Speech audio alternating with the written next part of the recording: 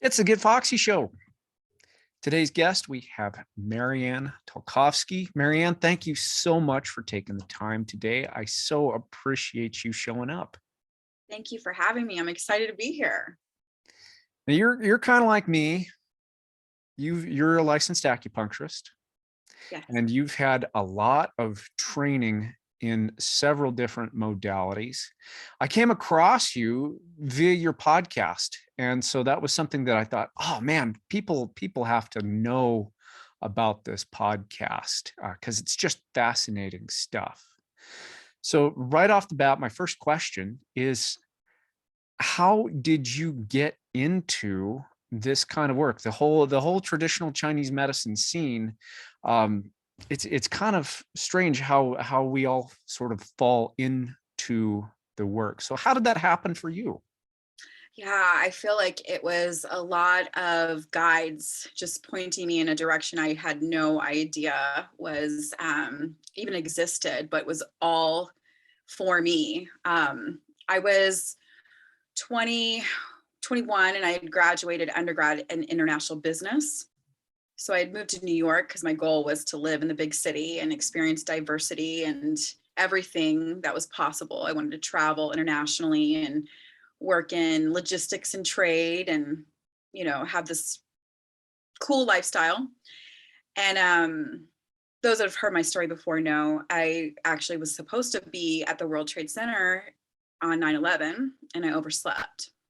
Oh, wow. So yeah, I actually went to the gym instead, and I was in Hoboken at the time. So there was a panoramic view, and I actually saw the second plane crash into the second tower.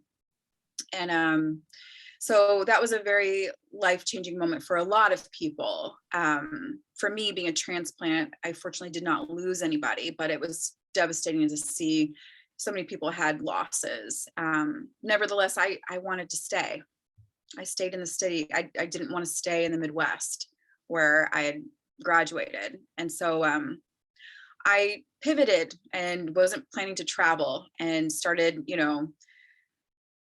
going to yoga studios and working in fining. And just randomly, a girl had come up to me and said, I think you'd be really good at this. And I asked her, what are you talking about? And she said, acupuncture.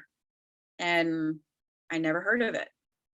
So, and she had been going, this was 20 years ago, for acne. So typically, even 20 years ago, people would be going for chronic issues, one foot in the coffin kind of situation.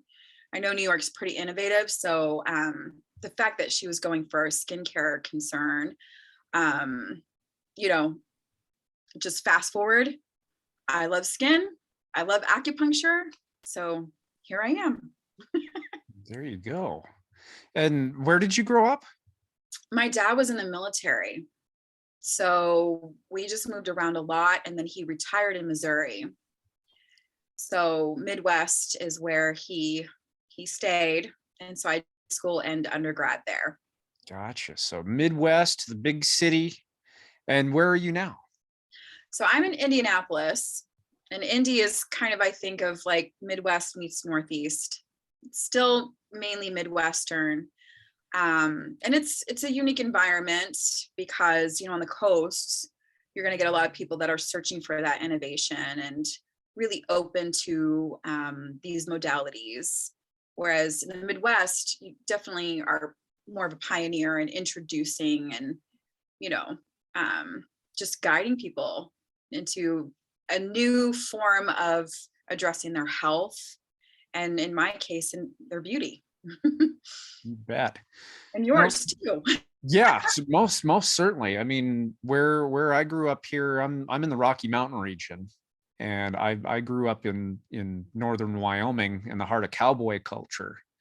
And so, I haven't quite gone on as far a journey as you have regarding traveling in the United States, but yeah, it's an interesting process educating people about what it is that we do and the benefits without getting into woo-woo mystical land, Yeah.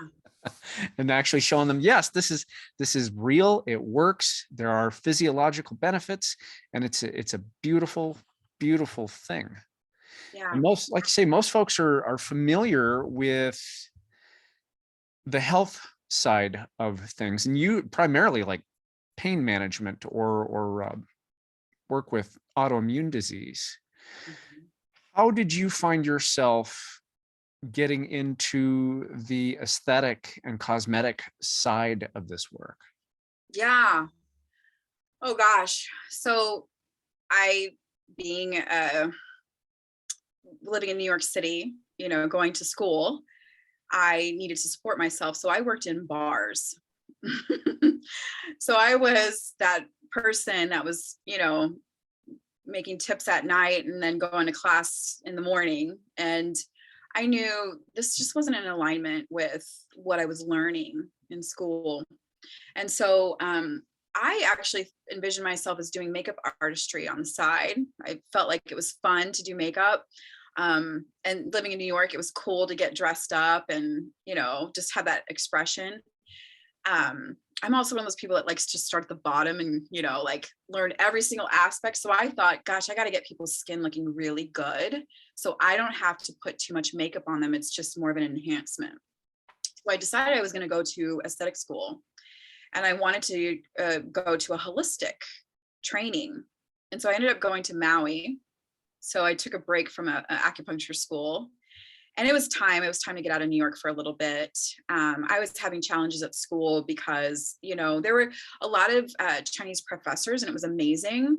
But there was such a huge language barrier. I don't know if you had that experience, but, like I'm doing a case study on hypogonadism for a male, and my professor keeps asking me, what's her period like? And I'm just like, I got to get out of town, like I got to take a break. So I left, and I just, fell in love with skin. I just decided I don't even want to do the makeup part. I mean, I'll do it on myself for fun, but ultimately the skin just drew me in. And so I went back to finish the rest of my program in New York City, and I started working in spas.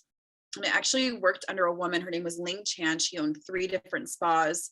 And she was kind of like what I call the Mr. Miyagi of skincare for me. I mean, during our trainings, she would have us read this book called The Monk Who Sold His Ferrari. That was her employee manual.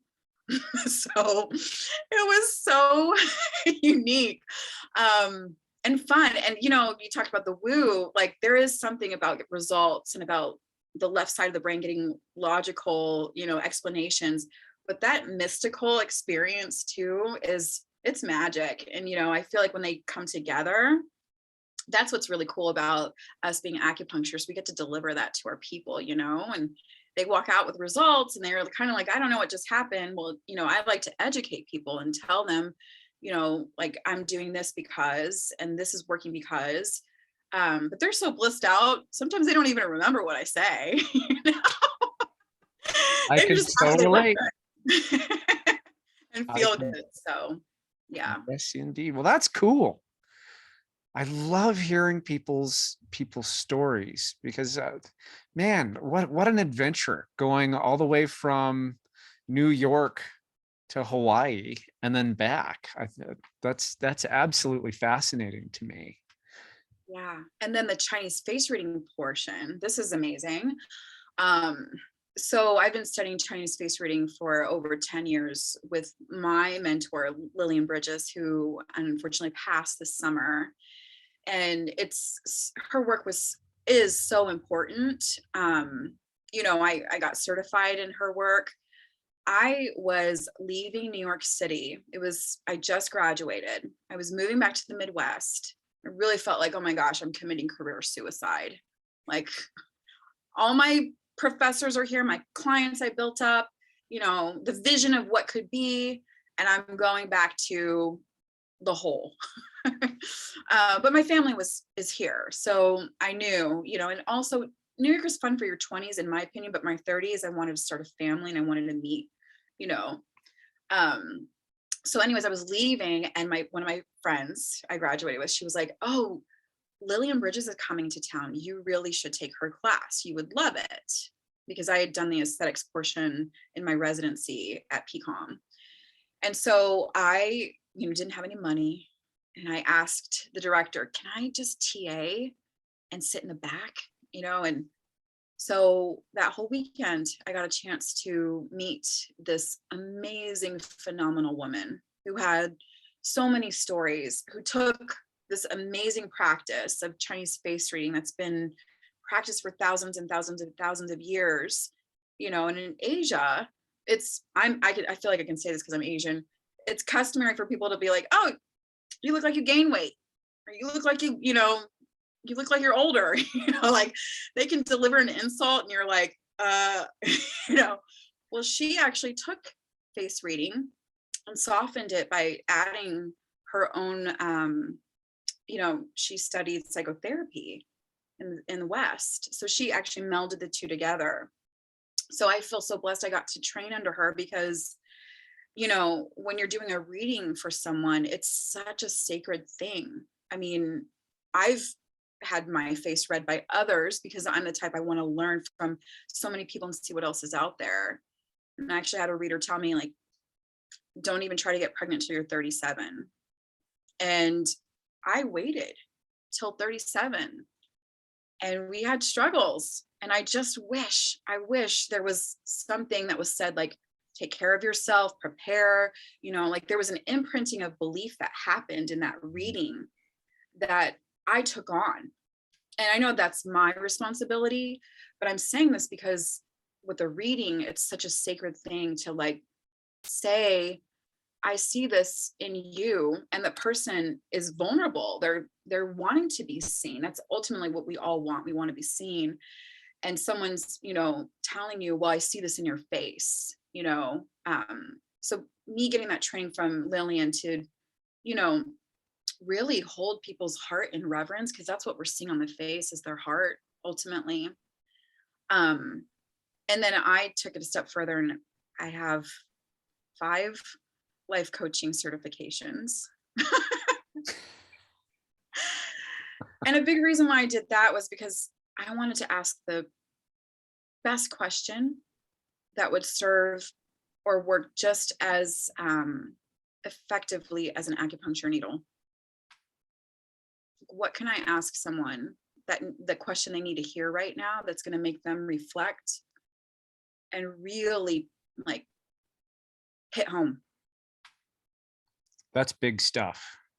When we can ask those questions of our patients that really get their mind and their heart integrated and get them curious about, why is it that I do what I do? Why am I in this situation? And really get them delving into the root of their issue. Man, that is big stuff. Yeah. Big stuff. Yeah. And so to do this on a podcast, because I've had other teachers say it has to be 4 walls, it has to be private. And I understand. I've had those sessions where they're so vulnerable and intimate, and people cry.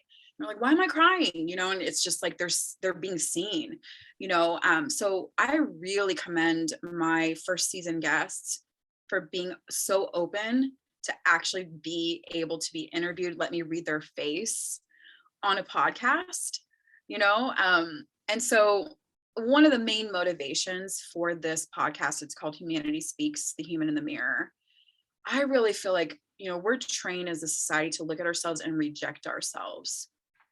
And I feel like in the beauty industry, I see it the most, people are feeling like they're left out if they're not getting Botox or if they're not getting fillers. They're the black sheep of their girl squad, and it's like, you can age gracefully and also radically accept yourself and love yourself. And there's a story that your face tells, and it really shows who you are at the core and where you're going.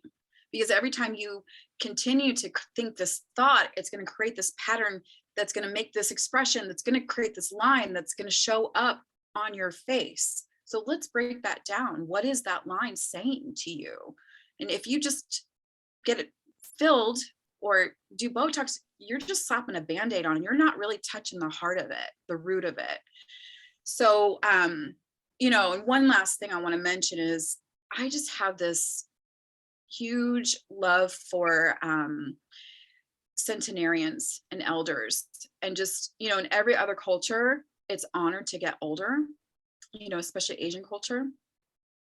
Whereas in our culture, it's like, you're lined and old, you're insignificant.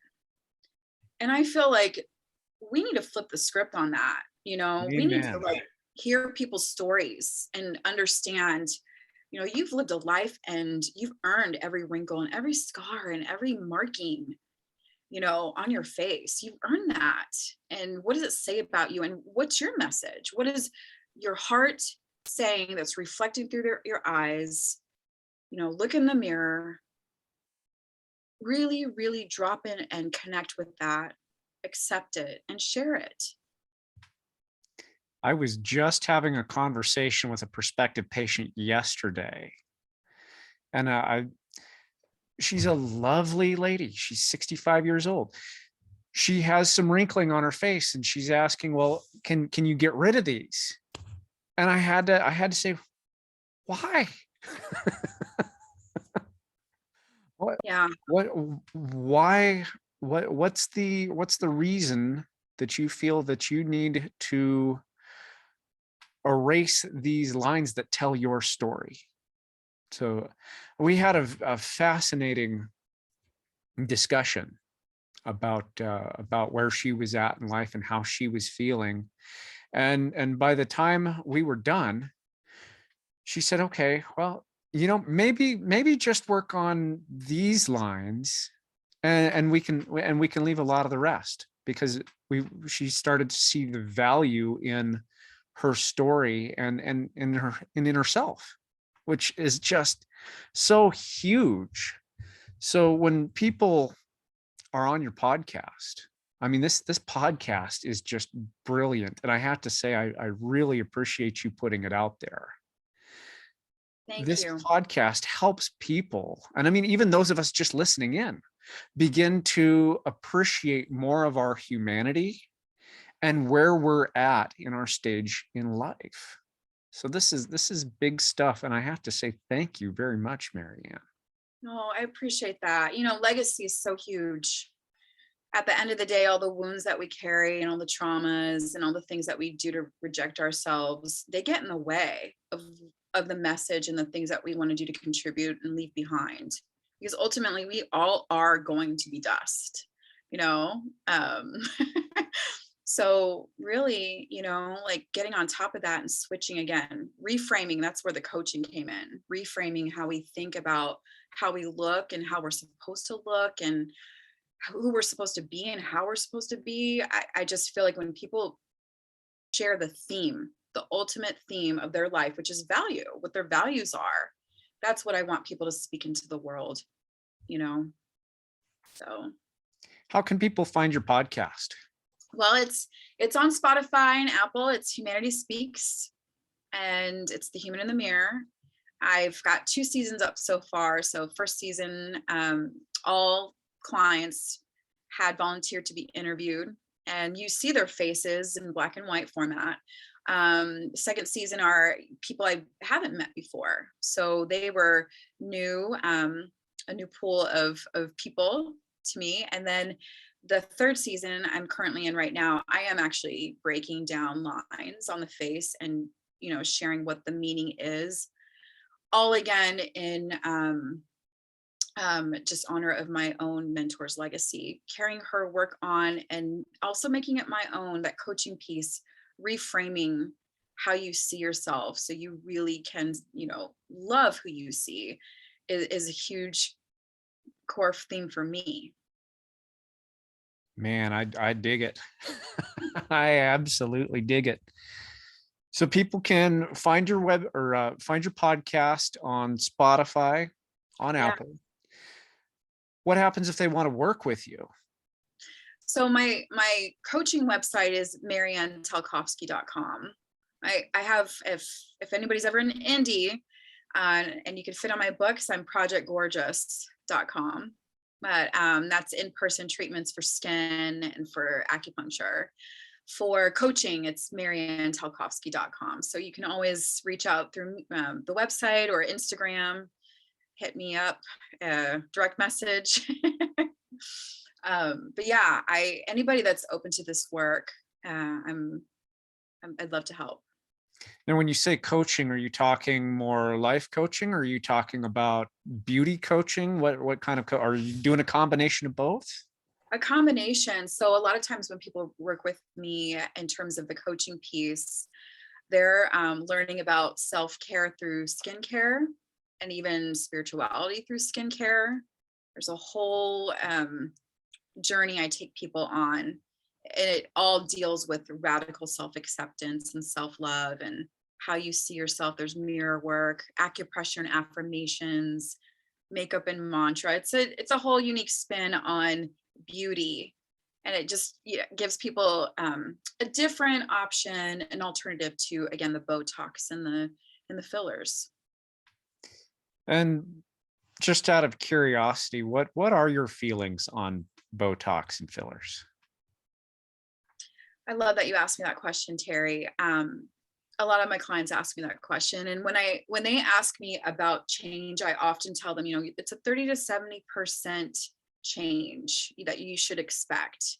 I'm also understanding beauty is in the eye of the beholder. So what they're seeing in themselves is different from what I'm going to see. I might see the most beautiful woman in the world with her spirit shining, her shen shining, and she's looking at this like acne scar or dot or something.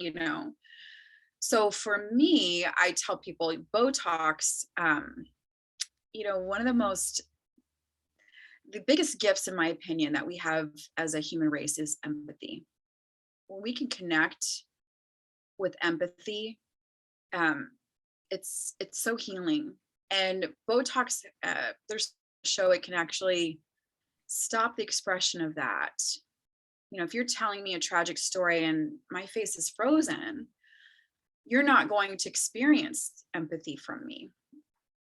So the mirror neurons are actually cut off in our prefrontal cortex because of our faces being frozen. And this whole idea to plasticize, it's, that's conditioning, and it's heavy. It's heavy, but it's conditioning. It's people telling us that we're supposed to look a certain way. And my biggest challenge, I have a 4-year-old and a 6-month-old, and there's studies that are coming out that are showing kids are not picking up facial expressions. They're not registering that, connection because parents are not able to express from Botox. So in my personal opinion, I never, ever want to cut that off, me personally. Now, that being said, me having empathy and compassion is huge as well. If someone comes to me and they have had that, because I've had people saying that, I know I'm getting older, I still want to look like myself, I don't want to do the Botox anymore. That's a journey to guide them through as well, because they're used to that instant gratification. Whereas, there's sessions involved with cosmetic acupuncture, there's a commitment. And a lot of times it's like, I think something's changing, but I can't tell. I get that a lot from clients, and it's like, it's your natural beauty coming through, and it's okay. It's okay. And there's also that radical self-acceptance that has to meet it, so it's again, it's a journey. So I don't judge people for getting Botox, but I really invite them to try a different perspective, to reframe that. I agree with you so much on that.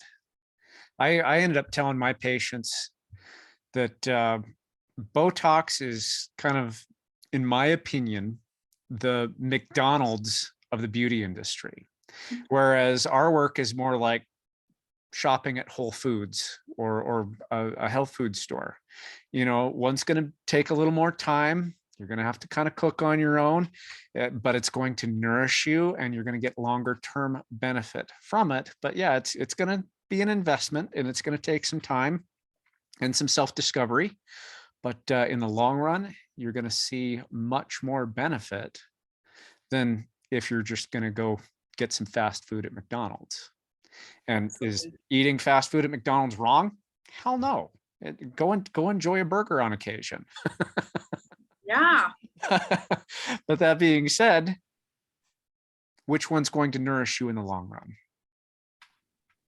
Which one's going to support your Shen? You know, a lot of times people ask me that too. Like, I need to get this line fixed, and, you know, should I alter this and that? And ultimately, I'm trying to explain to them, like, look, you can have all the wrinkles in the world and then have the biggest smile and the clearest eyes, you know, like what we talk about Shen being that spirit that's reflected through your eyes, and be the most beautiful person in the room, you know, like, so you can't do cosmetic surgery on your spirit, you know?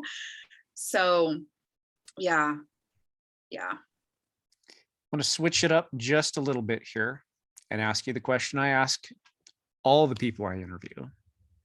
And that is, what does Foxy and being Foxy mean to you, Marianne? Oh gosh, being Foxy. I feel like, you know, awareness, alignment, those things really mean a lot when it comes to feeling your best, being sprightly, you know. I just know those moments when I feel my best. I feel light, and I feel like I could take on the world, you know. That's what Foxy means to me. And realistically, we don't feel foxy every minute of every day. So when you don't feel that foxiness, what do you do to regain that, reclaim it, bring it back? Yeah. Oh gosh, and the other piece is authenticity. So being real. A lot of times I will ask myself, okay, let's be real here, you know, do the ugly cry. What do I need to do to process this, get it out of my system, you know, take my flower essences, go for a walk, reset, you know, just do something to change state. But authenticity, awareness, and alignment, those are always the things that I'm striving for. And you're right, it's a roller coaster sometimes. So just taking a moment, taking reset button, what does that look like? And it looks different all the time, you know, because sometimes you need a nap, sometimes you need a dance, sometimes you need a hug, you know. So it's really just checking in for me. Who's a good example of Foxy in your world at the moment? Oh my gosh, I gotta give a shout out to my clients, you know, all those people that really invest in their self-care, you know, your clients too, you know, people that actually take the time to prioritize their worthiness, their health, um, you know, like investing in that. I just feel like every time I see someone getting off my table, looking in the mirror, and walking out of here sprightly, it's just instant gratification for me.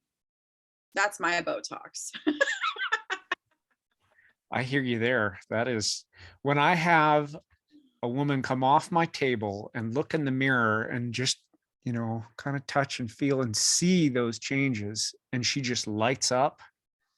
Oh, that's So what good. keeps me working. That's what keeps me working. It's so good. It's inspiring too. Yeah. Yes. So one more time, how can people find the Humanity Speaks podcast, and how can they find more information about you? You can visit me at mariannetalkovski.com. So that's Marianne, Talkovski, TALKOVSKI.com. Or you can go on Apple or Spotify and just search for Humanity Speaks, the Human in the Mirror. Fantastic. Well, I will have links in the show notes there for those of you that need those. If you can believe it, Marianne, our time is just blown by. I so appreciate you taking the time, and I have to just honor you for bringing more authenticity and life and light onto this planet. Thank you so much. Thank you so much, Terry, and thank you for having me, and thank you for doing what you do. Thank you for really providing this platform for people to be seen and heard. It's means a lot. You bet. It's my honor.